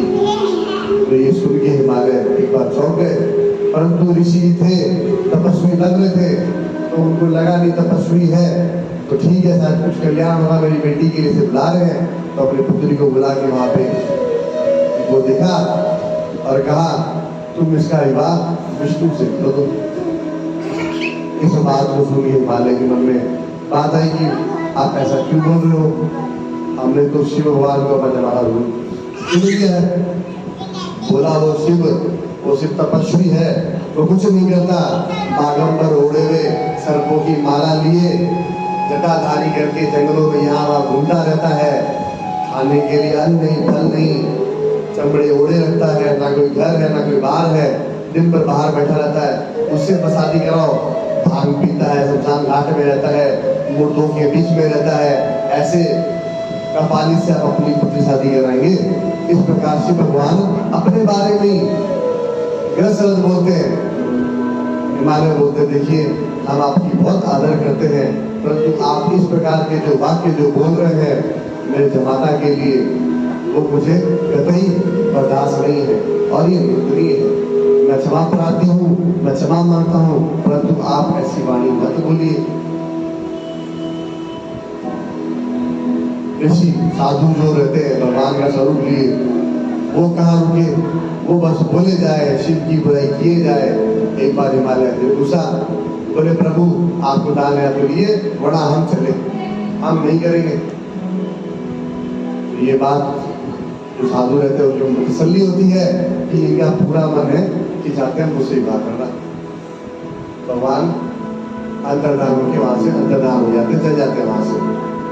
अब कैलाश पर्वत में बातें होती है कि माता पार्वती जी और शिव शंभू की शादी हो रही है। वहाँ नंदी, भृंगी, बैल, भूत प्रेत सारे के सारे गण वहाँ लग जाते हैं, भगवान का हल्दी करते हैं। ये शादी जो होती है ये ब्रह्म विवाह के अनुसार होती है।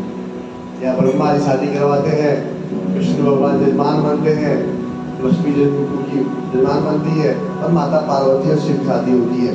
यही शादी जो है, जो हम शादी करते सब जगह बोलते हैं, यही पहला ब्रह्म विवाह होता है, जो माता पार्वती और शिव के बीच में होता है। तब लव मैरिज में पेरेंट्स की आज्ञा रहती है। उसके बाद यहाँ कैलाश पर्वत में हर्षोल्लास का हल्दी की रस्म होती है, मेहंदी की रस्म होती है, भगवान का अभिषेक होता है, भगवान को भस्म, हल्दी सब लगाया जाता है, ओ हल्ला होता है। इसी बीच वहाँ अगस्त मुनि जी पहुंचते हैं। अगस्त मुनि जी बहुत बड़े तपस्वी,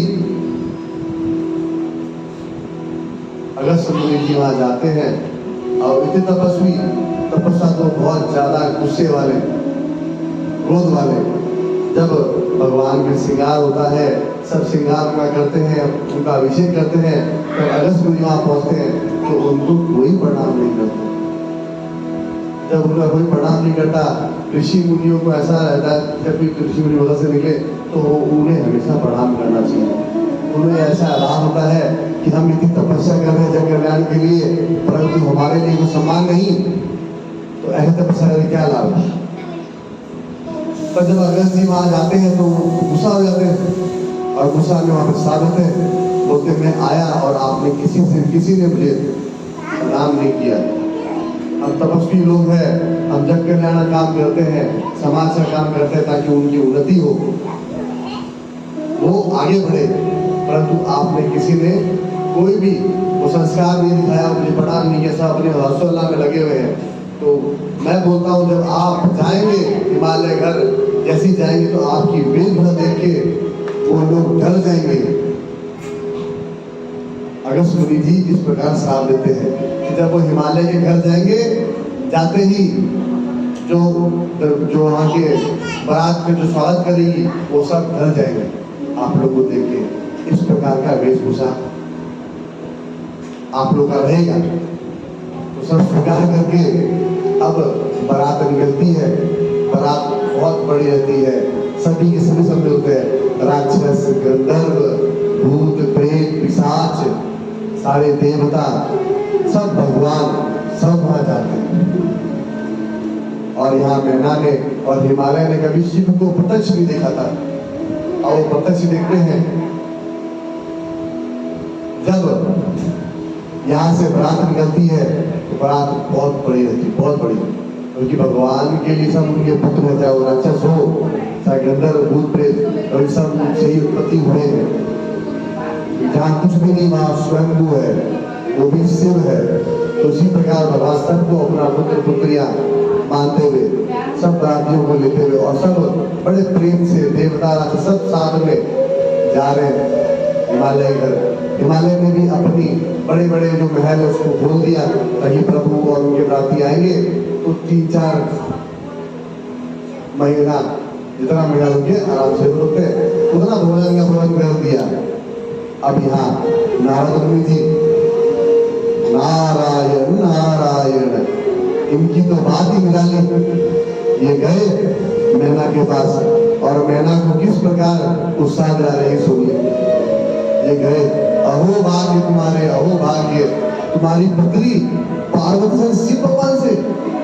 शिव भगवान जिसका ना कोई आदि है ना कोई अंत है, सर्प धारण किए हुए इतने सुंदर वो गोरे चिट्टे कपूर के समान गोरे, उनसे आपकी पुत्री का विवाह हो रहा। ये तो आप लोग की भाग्य है, आप लोग का इतना बड़ा भाग्य कि आपकी शादी शिव भगवान से हो रही है। ये सुन के मैना बहुत खुश होती है, बोले वाह क्या बात है। इस प्रकार नारद मुनि जी शिव का गुणगान करे, जरूर में जब माता में कुछ बात होगी तो देखने में अति सुंदर होंगे, इसीलिए गुणगान किया जा रहा है। तब बारात आई तो मैना, माता मैना जो है नारद मुनि साथ जाके खड़े हो गए। बारात आ रही थी, वहां मैना खड़े होके देख रही थी। जब वो देखी तब माता बड़े मन में खुश होके कि मैं माता कौन है, तो सबसे पहले वहां पे इंद्र भगवान को देखी। बोली इंद्र भगवान मतलब ये जो है देवता जो है यही मेरे शिव है क्या? देखने में कितने सुंदर है, गोरे चिट्टे, कितने सुंदर आभूषण पहन के रखे हैं। इनसा सुंदर तो इस पृथ्वी में देखा नहीं, कितने सुंदर है ये इंद्र। इनसे मेरी बेटी का विवाह, कितना सुंदर है ये देवता ऋषि, तो इनसे मेरी बेटी का विवाह होगा। इंद्र ने कहा ये तो इंद्र है, ये तो देवताओं के जो राजा है वो है ये इंद्र, शिव नहीं है। शिव भगवान इससे भी कई सुंदर है, बहुत सुंदर है। ये सुन के माता और उत्साहित कि वाह मेरे दिमाग की इससे भी सुंदर है। उसके बाद भगवान सूर्य नारायण वहां पे आए, जो उज्जवल चमकते हुए अपने रथ में अपने गणों के साथ वहां पधार रहे थे। ये देख के माता के मन में आई कि क्या ये शिव है, इतने सुंदर, इतने उजले। इनको तो देखते ही मतलब मन में ऐसा है कि आंखों से देखना ही इतना मुश्किल हो रहा है। इनकी तेज आवाज इतनी तेज है। नाग मुनि का नहीं माते, ये तो सूर्यनारायण भगवान है। भगवान शिव तो इनसे भी ऊपर है, ये तो उनके बाद में आते हैं। भगवान शिव को पार पाना सबके बस की बात नहीं। इस प्रकार भगवान शिव है। बोले वाह इससे भी सुंदर, इससे भी तेज। माता और खुश। सूर्यनारायण भगवान के बाद कुबेर महाराज जी है, धन के देवता। कुबेर महाराज जी और विष्णु भगवान में बहुत घनिष्ठ मित्रता, क्योंकि भगवान शिव ने इंद्र भगवान को प्रतिनिधि दी थी। सॉरी जो भगवान क्या नाम है क्या, कुबेर महाराज को धन का मालिक बनाया था। और कुबेर ने अपनी तपस्या से शिव भगवान को खुश किया। खुश करने के बाद शिव ने उसे आशीर्वाद दिया और उनको धन का कुबेर बना दिया। कुबेर थोड़े मोटे से, देखने में गोरे से, अलंकार पहनते हुए आ रहे थे। तो माता ने पूछा ये कुबेर, ये जो देवता है यही का शिव है क्या, जिससे मेरी पुत्री होगा? इतना सुंदर रथ में इतने सोने चांदी दाने में आए हैं। तो प्रभु आप बताइए, प्रभु आप बताइए कौन है ये? तो देवराज ब्रह्मर्षि नारद जी ने कहा अरे ये तो कुबेर महाराज जी है, ये कुबेर है। ये तो भगवान के आशीर्वाद से ये तो धन के कुबेर भी बने हैं। ये भगवान शिव ने इनको आशीर्वाद दिया था। भगवान शिव तो इनसे भी नहीं ऊपर।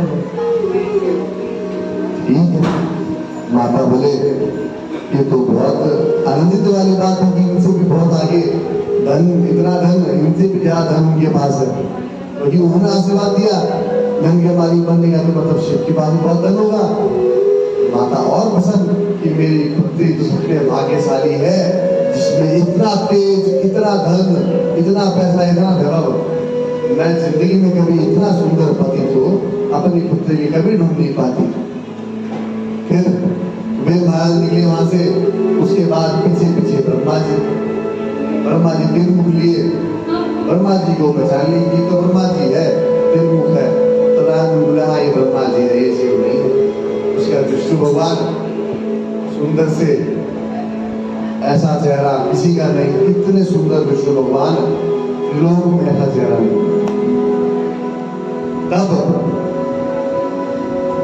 माता ने पूछा, ये तो सूर्य से भी 10,000 तेज की पूजा दिख रही है, इतने सुंदर कि कहीं भी ऐसा चेहरा नहीं होगा, इस प्रकार इनका चेहरा मनमोहक है, क्या यही मेरे शिव है?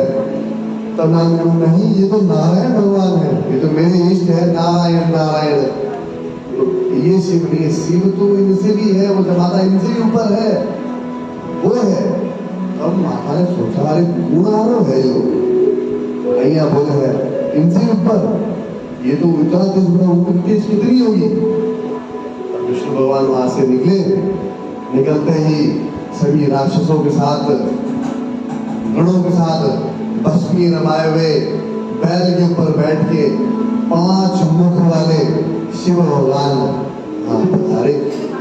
ये देख के माता बोली, हे राम, ये राक्षस कौन आ गया? ये इतना भयंकर राक्षस 5 मुख वाला, अरे बाप रे, जो देखने में इतना भयंकर है कि इसके पास जाती है खत्म हो जाए। बाबा रे, ये कौन है? ये कैसे आ गए यहाँ पे? बोले माता यही शिव भगवान है। बोले पुत्र मुंह तेरा, आग लगे तेरे मुंह के अंदर। शिव इतने बड़े बोल के मुझे चढ़ा रहा था ऊपर, और ये राक्षस मेरी बेटी करेगा तू? हाँ, ये 5 मुख वाले, और ऊपर से इनके जो गण है वो देखो कितने बोले, किसी के हाथ नहीं है, किसी की 1 आंख है, किसी 10,000 आंख है, 10,000 हाथ है। इनसे शादी करके मेरी बेटी की जिंदगी में तो सब इससे अच्छा होगा मेरी बेटी ऐसी ही बन जाए, खत्म हो जाए। सही में तू तो नारद पूरा मतलब कि माता साफ कर दिया पूरा बोल के, आग लगे तेरे मुंह के अंदर, शिव ऐसे हैं, शिव वैसे हैं। तब माता ने ध्यान से फिर शिव की ओर देखा, देखते माता बेहोश हो गई। माता को रूप एकदम पसंद नहीं आया, वो बेहोश हो गई। तब सब दौड़ के आए, आके उनको छीटा दिया, छीटा देने के बाद उनको जलाया। फिर वो चालू हो गई, फिर वो गुस्सा हो गई, बोले कि नारद आपने बहुत गलत किया, आपने मेरा मजाक बनाया, झूठ बोला मुझसे कि वे शिव ऐसे हैं, शिव वैसे हैं, ये तो इस प्रकार के, मैं इनसे कभी अपनी शादी नहीं करूंगा, कभी नहीं करूंगी। उन्होंने हिमालय को बुलाया, हिमालय दौड़ते हुए आए, बोले प्रभु ये देखो, ये तो 5 मुख वाले राक्षस है, ये तो इससे तो मैं पूजा कैसे करूंगी? मैं मर जाऊंगी लेकिन अपनी शादी इनसे नहीं करूंगी। तब हिमालय ने और माता पार्वती ने समझाया कि इनकी वेशभूषा ऐसी है, ये ऐसे ही रहते हैं, आप एक काम करो, शादी तो मुझे करनी है, आपको तो करनी नहीं है, आप करा दो शादी, मैं देख लूंगी। माता बोली इससे सब तुम मर जा, बच्चे को मार दूंगी लेकिन शादी नहीं करूंगी उससे, शादी में से नहीं करूंगी। तो हिमालय समझाया कि ये त्रिलोकीनाथ है, ये जग के स्वामी है, जगत पिता है, गुस्सा त्यागो और चल के जब माता आए हैं द्वार पे उनकी आरती उतारो।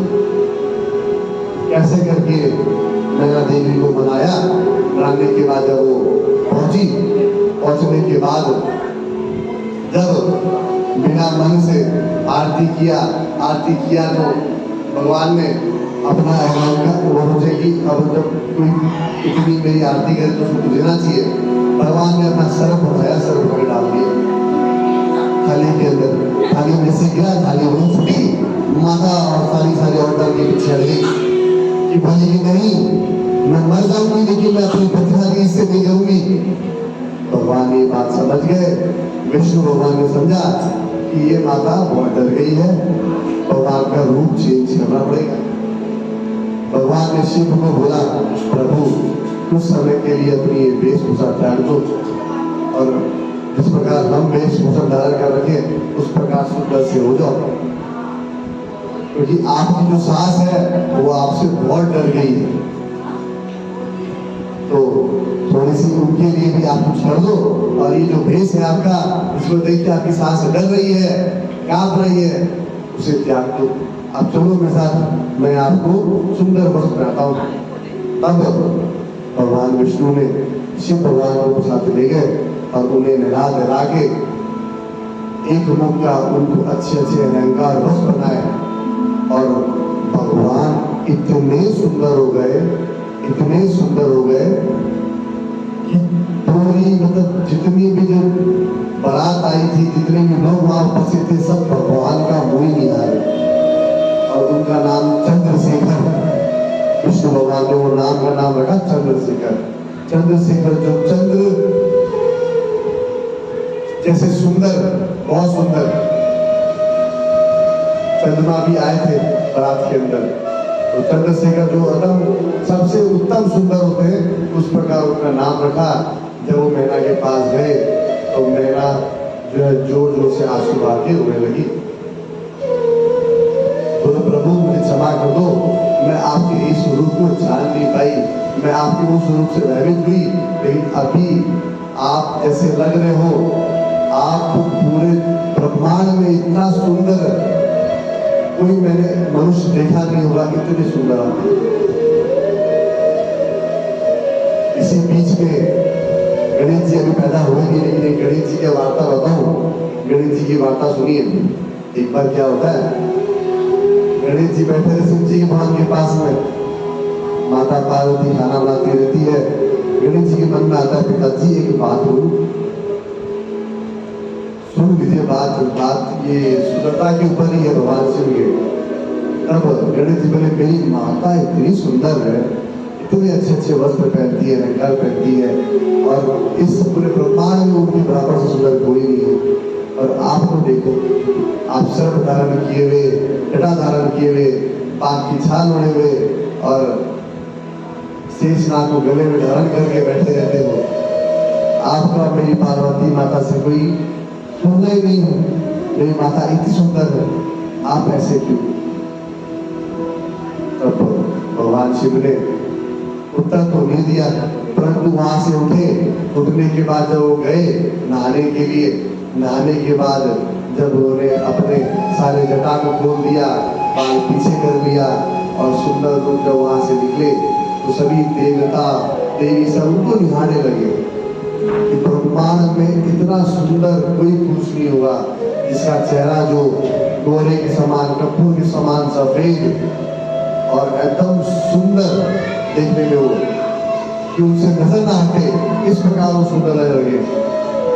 तो वो जो गणेश जी के पास आए, तो गणेश जी को देखते रहे।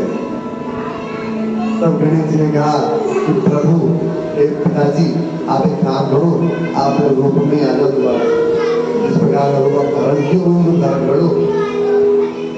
प्रभु ने कहा कि अभी तुमने बोला कि मैं सुंदर नहीं जटाधारी हूँ, तो जब मैं आया तो अब तुम ऐसे क्यों बोल रहे हो? क्या तुम्हें ये रूप पसंद नहीं आया? तब गणेश जी ने बोला कि मेरी माँ किसी से कम सुंदर लगे, मैं ये नहीं चाहता। आप इतने सुंदर है कि मेरी माँ भी आपके सामने फीकी पड़ रही है, और मैं चाहता हूँ कि मेरी माँ ही सबसे सुंदर दिखे। तो मैं चाहता हूँ कि आप दोबारा वो वेश धारण कर ले जो आप वेश धारण कर रखिए। मतलब प्रभु इतने सुंदर है कि गणेश भगवान ने बोला कि मेरी माता जितनी सुंदर है, आप उससे कई अधिक सुंदर है, तो मैं चाहता नहीं कि मेरी माँ आपसे कम सुंदर दिखे। और माँ, मैं अपनी माँ का बहुत प्रिय हूँ, और माता पार्वती जो शिव को बहुत मानती। अब कहानी में आते हैं, जब चंद्रशेखर का रूप लिया तो मैना रोने लगी और कहने लगी, प्रभु मुझसे गलती होगी, आप दोबारा अपनी वही वेश धारण कर लो जिसमें मेरी पार्वती ने आपको अपनाया।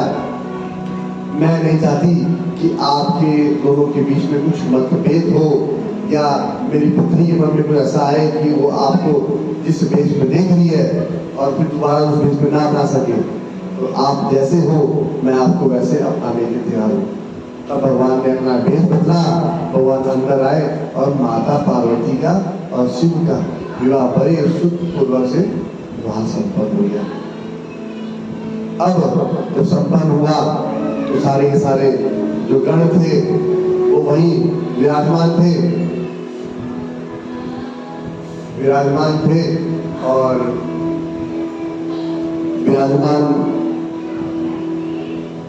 महलों में थे। तो हिमालय जो है उनकी खातिरदारी में लगे हुए थे। तब भगवान ने देखा महीने भर हो गया है, अब घर की ओर प्रस्थान करना चाहिए। तो उन्होंने हिमालय से आज्ञा मांगी कि प्रभु अब हम कैलाश की ओर निकले, आप अपने पुत्री को तैयार करके मेरे साथ भेज दीजिए। तो हिमालय ने कहा कि कुछ दिन और रुक जाइए ताकि हम भी कुछ सेवा कर सके।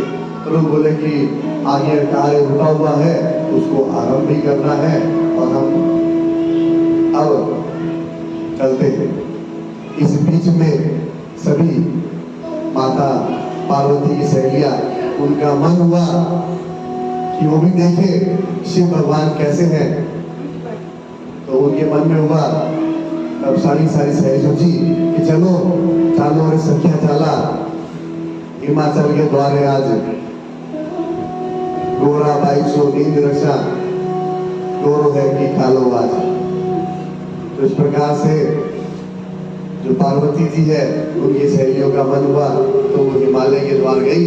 तो आइए अपने कुछ भजन कीर्तन कर ले और उसके बाद अपने आगे बढ़ते हैं।